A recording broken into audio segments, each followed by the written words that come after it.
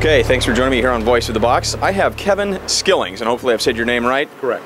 And Kevin, instead of me trying to explain your role, I'd like for you to explain your role and what you do and what room we're standing in today here at Candlestick Park. Currently we're in the Jumbotron control room here at Candlestick Park. We have, this control room was built in 1986 for the Giants and for the 49ers, combined when the Giants still played here at Candlestick. It is one of the oldest control rooms on the West Coast, with a lot of the original equipment still. We do all the Jumbotron and all the ribbon board and all the out-of-town scores for the ballpark here up in this control room. All the instant replays during the game that are seen on the Jumbotron are generated from this room. Now, Kevin, you're here. Tell me just in a nutshell your role specific to the Jumbotron team, I guess, if you want to put it that way, and how long you've been in this role. I'm the director for the scoreboard and for the Jumbotron here. I've been doing this since the mid-'80s. I used to work full-time for the Giants, and when the Giants were here at Candlestick Park, part of our role was to support video and Jumbotron services for the 49ers. So it's been a lot of years here at Candlestick Park. Now this is rather, I interview a lot of unique roles of people that work behind the scenes at pro football. Is really the essence of Voice of the Box. That's really what the goal is. It's more of an educational piece for people that, work like me behind the scenes, but there's just thousands of people that don't know, hey, there's a job I've never even heard of. Yeah. How did you get your start in this role? Interesting. I've been working in television since I was a kid. When I started in high school, I worked in the public access. My father worked in television, so I've been around television, TV trucks, and television equipment since I was 8 years old. I've never worked outside of television. Every paycheck has always been in TV, one form or another.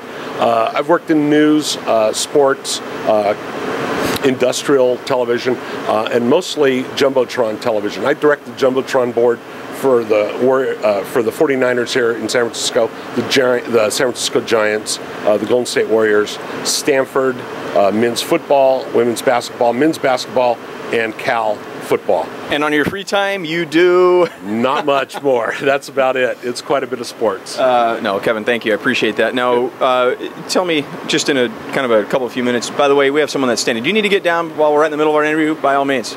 Okay. There's nothing like interruptions. We're on live TV, right? Just kidding. There must be something that brings you back here every year. What gives you the most enjoyment about your role? Well, I work with a lot of young people, and our Jumbotron facility provides kind of like a starting ground for a lot of our young people that work in television. Most of the people that are working on the broadcasts here at the 49er games, a lot of them were interns with us here in the Jumbotron and worked on the Jumbotron crew and have gone on to work in the TV trucks and in broadcast television. Now, each and every Sunday, across the land at NFL games, there's someone like you at work. What would be, maybe the top two, if you can, pieces that just give you the biggest amount of enjoyment? And then, obviously, I'm going to ask you on the flip side, what are some of the inherent challenges in this role? Yeah, well, I think the fans are by far the number one priority here. We just get the biggest kick out of providing entertainment to our fans. Great replays, stuff going on the field, and then the fun we have with the fans. We provide and offer a lot of fan shots. We get them waving and clowning around, and I think they get a big kick out of it, and it gives us a big kick as well. So I think the fans are by far the most fun we get out of this. No, we don't like to look at the negative side, but I must ask, we're in a room that's just full of technology here. What are some of the inherent challenges that hopefully don't come up, but if they do, what are some of the problems that you might face in this role? Well, some of the challenges we have here, especially Candlestick, some of our equipment is exposed to a lot of the elements, like our Jumbotron boards. Being by the bay, right, we have a lot of exposure to salt air and wind and fog, and that takes its toll on some of the equipment. So I think some of our challenges is making sure the equipment is kept up to par technically and tuned up at all times. One of our engineers we would not be able to work without is the guy standing up there, by the way.